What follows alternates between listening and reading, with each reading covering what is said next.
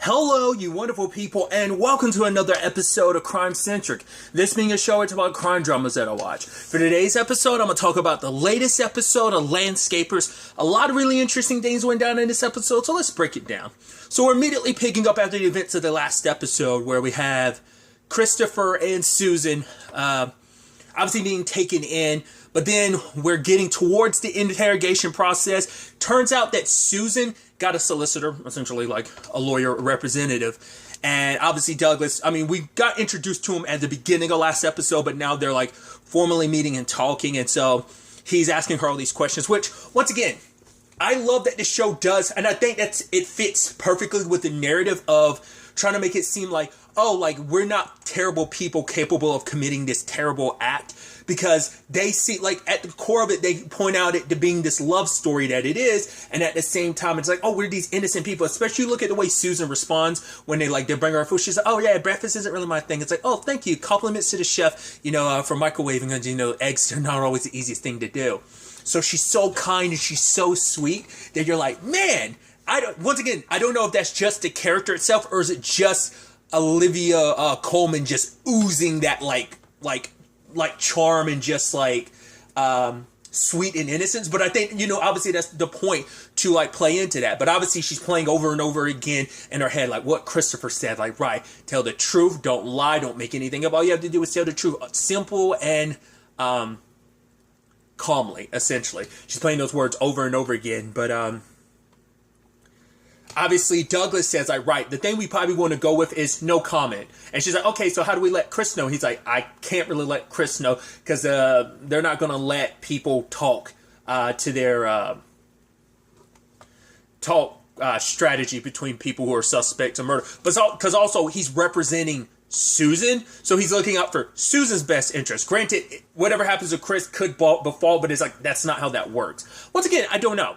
I'm basing this on, I'd assume it's universal in that regard, but different countries have their different law. I don't know how the UK, I barely know how the US law system works. I know here and there from stuff I've watched, and whether it's actual news stuff, or whether it's stuff that comes up in TV shows and stuff like that, police, procedurals and court dramas and stuff like that. But I barely have a full grasp on everything law related with the US. I definitely don't know next to nothing about UK, what similarities they have, what differences they have.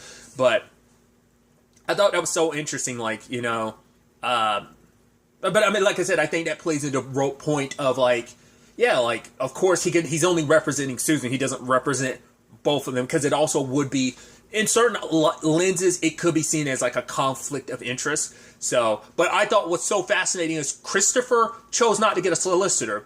Now, I think it speaks volumes that he was like, no, Susan needs one, I don't. Because he needs someone in Susan's corner telling her what not to do. Christopher's like, no, I don't need anyone telling me when and when not to speak, which is stupid. The number one thing is never represent yourself. You know who does that? Prideful people who are so hubris that they believe I got this in the bag. And that's what I think it is with Christopher, because I'm like, you give her that advice but you wouldn't take it, because he's like, no, I'm all over it.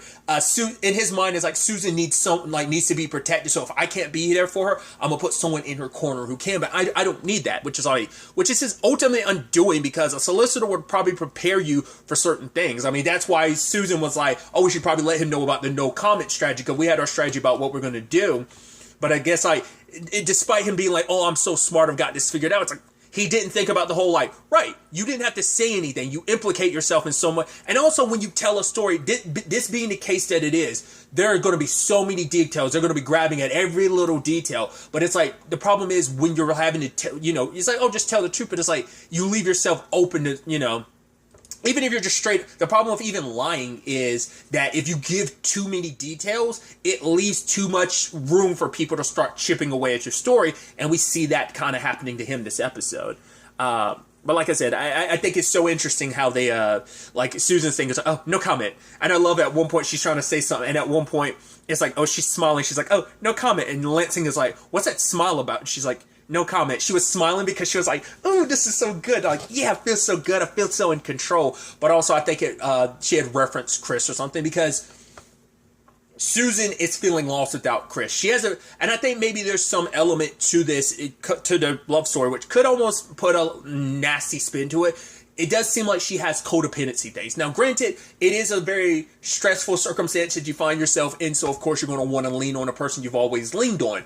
But it definitely does seem like she kind of relies on him wholeheartedly all the way through. So it is interesting because considering last episode, you would almost think that Susan would be the one more in control. But it's like, I think the point is, I think this is the narrative they're trying to create, that Susan is driven by emotion. She's not the planner. Christopher is the planner. He's the one that thinks things. He's the brains of the operation, but he's not as smart as he thinks he is. But you can tell throughout the interrogations that he is like trying to maneuver things to fit certain narratives.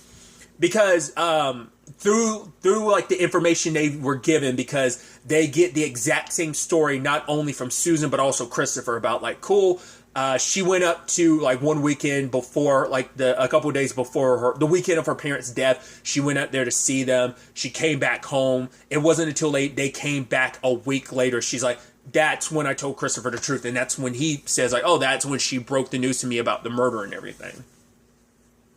But obviously, it's like them having the exact same story, because even I was getting caught up in it. Like when you pay attention, Christopher changed enough of the details to speak in his own words, but so many, it's like 95% word for word. There's like the 5% he put his own little spin to it, but like a lot of that statement was word for word, even being like, oh, the 450 or whatever it is, and those type of things change. He literally said that, so it sounds too rehearsed. Like you needed to kind of spitball that a little bit more so it sounded more like you.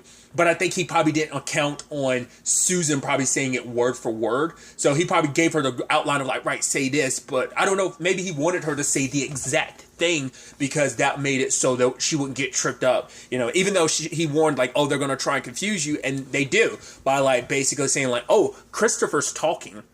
Which I also love, like, Wilkie, like, because it's like, because they found out about, that actor that they're, like, apparently friends with. He's got the picture and he's doing this, and Lacing's like, stop it. And then, Collier is like, oh yeah, because it worked out so well the first fucking time. Stop it, you idiot. Like, I love that he's doing that.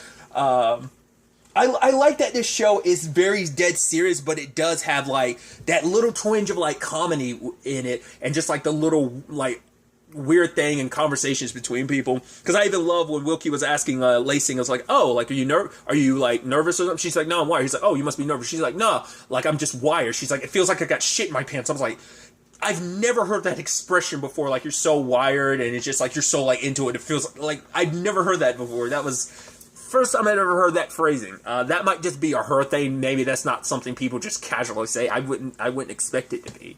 But Lacing's the one that kind of cracked the nut on this situation, because she is the one that ended up figuring out like how to manipulate them. It's like, oh, turn them kind of against each other, because then Susan started getting like panicky, like, wait, what are you talking about? You said that Christopher wouldn't be talking, and he's talking, and it's like, so that leads its way into like, Christopher having to explain a little bit more about everything that went down.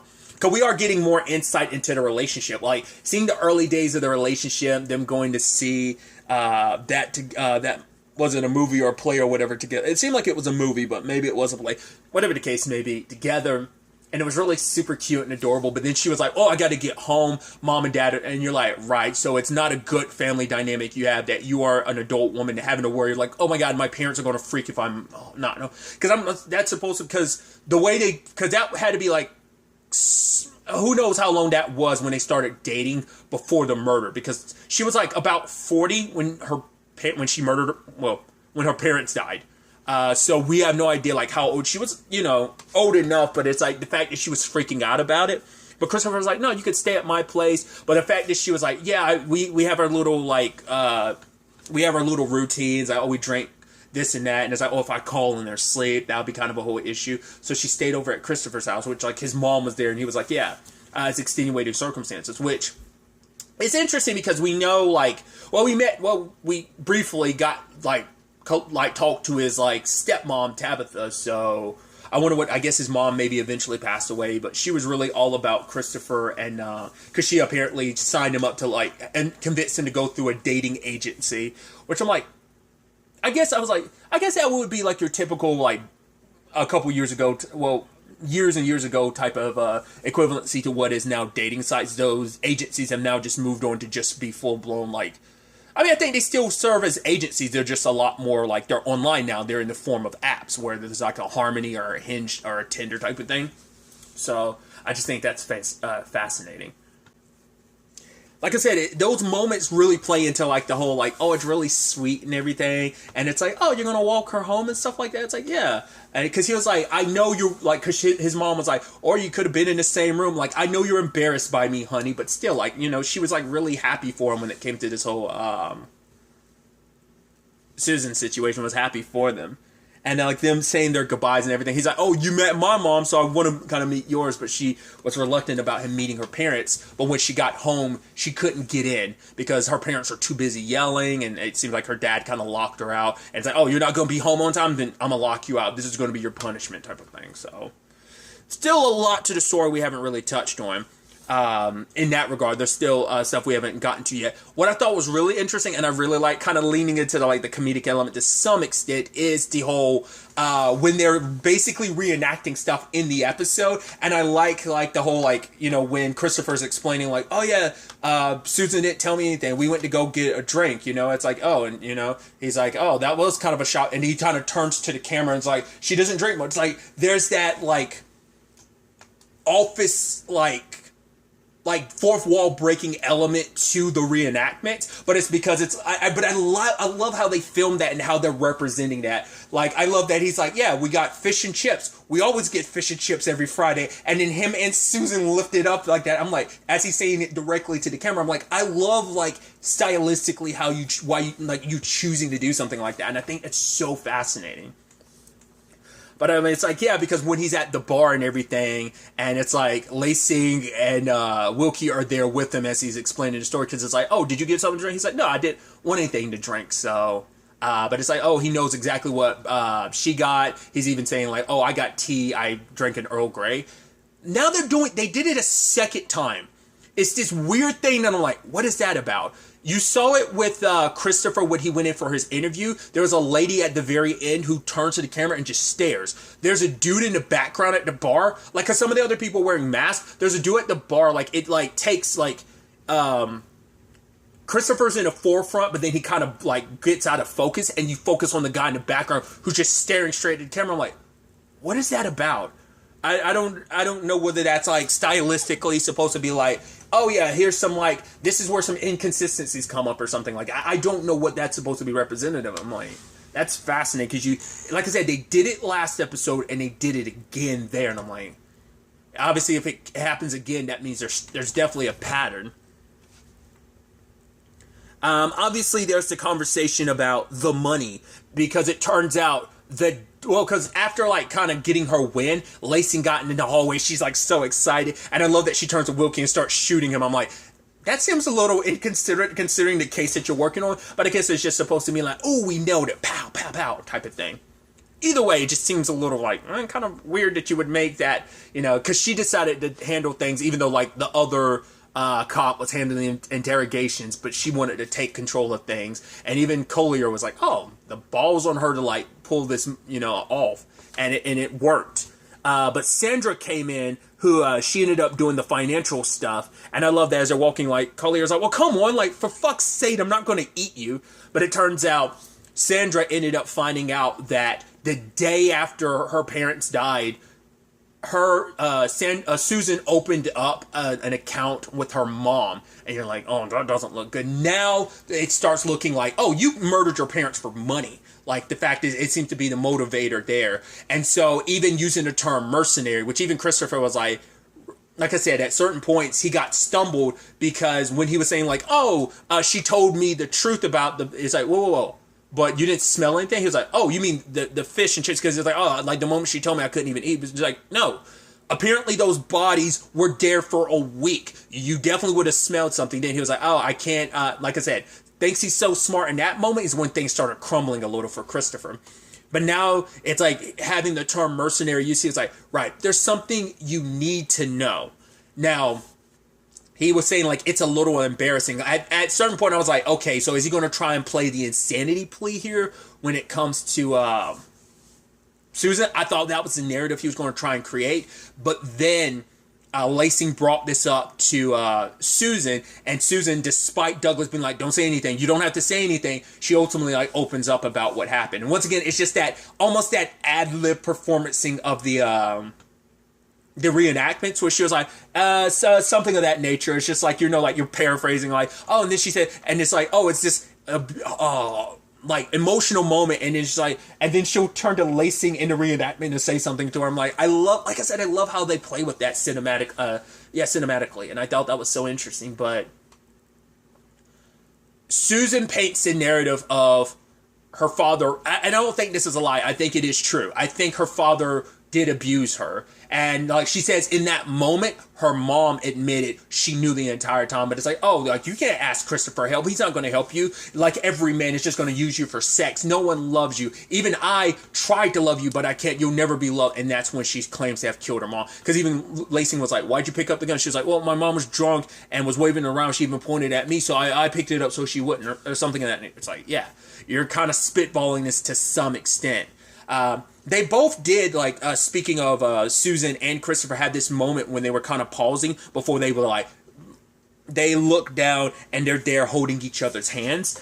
So it kind of fades into black and white. I guess it's because like their younger days in their relationship are represented by black and white in this episode. So I think it's also supposed to be indicative of the movies that they're watching with their buddy Gerald or whatever, right? Which those movies seem to be like love stories of their own right. So it might be kind of like a little bit they're kind of pulling from that. But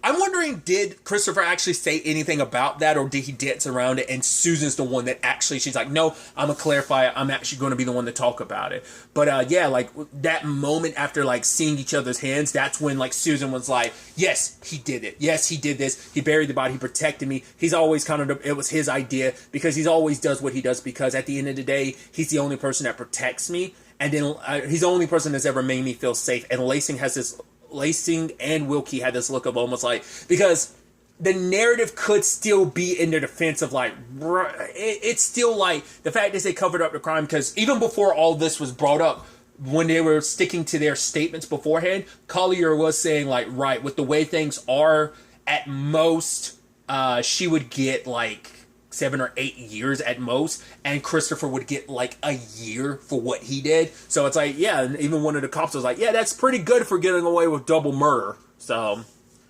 but yeah, like, but then like I said, in that moment, it seemed like Lacing and Wilkie kind of backed down a little bit, or at least by her, like her stance on that, like her just being like solidified in what she said.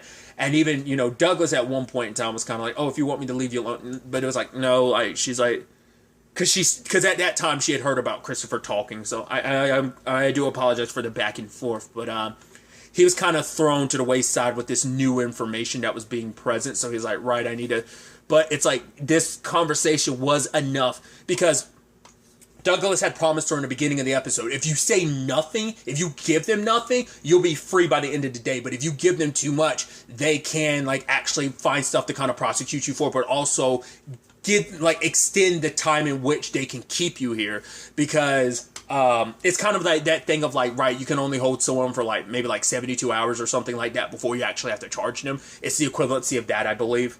At least, like I said, that's kind of like the US wording of it. I don't know if they word it a little differently in the UK. But it's like, yeah, like you have 72 hours to charge someone with something, or you can hold them for 72 hours without charging them with anything, but by the time that 72 hours come up, you have to have charged them with something. That's the only way you're able to keep them, unless new information comes up, and I think that allows you some leeway and extension, like in this particular case. So that's definitely interesting. But even getting like the real world implications of it at the end, I thought were so fascinating. Because we did, like I said, it definitely seems like, and even the ending kind of goes like, no, the narrative went from like, making it seem like, because it seems like they took out a good chunk of money at the beginning, like after the murder and everything, but then it seems like they kept draining Susan's parents' account. So the question then becomes like, because she makes it seem like she didn't tell Christopher any of this until like the very end, but we see a younger part in the relationship. She's like, I'm going to tell you something.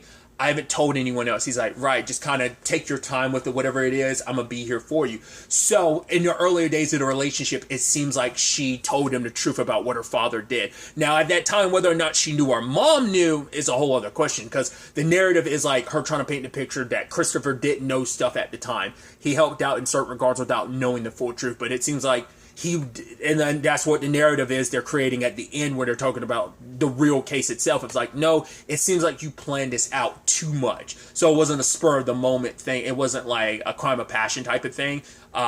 It was definitely, because the whole point was like, by doing it this way, they were going to knock this double homicide down to manslaughter by painting it to be like, oh, my mom killed my father, and then I killed my mother for killing my father, and that whole thing. Well, obviously then being like, oh, I got caught up in the moment by her harsh words and I killed her. But she also referenced the shell casings too, which I'm like, I saw something, I'm not going to go into it, but I'm like, I saw something that's going to be related to that I'm like, that's going to be pretty pertinent in the case, I think. Well, in the context of everything, it might not be that pertinent. I'm like I said, it was something, I saw a glimpse of it, I'm not going to worry about it. But it's definitely going to be interesting to see where this takes us. I'm excited to see where the next episode takes us with all of this as as the case continues to heat up. I'm actually curious, is this only... I saw 4 episodes somewhere, so I'm like, I don't know if this is only going... I didn't know... I mean, it is also... Because this isn't just like an HBO thing. Apparently, this is like a... I think it's something in the UK. It's also like probably simultaneously airing. Which I think is so interesting. It's an HBO show here, but it's not an HBO Europe thing, because there is a distinction. So I think that's so fascinating. That is on it's on some Sky channel, in the UK, I think.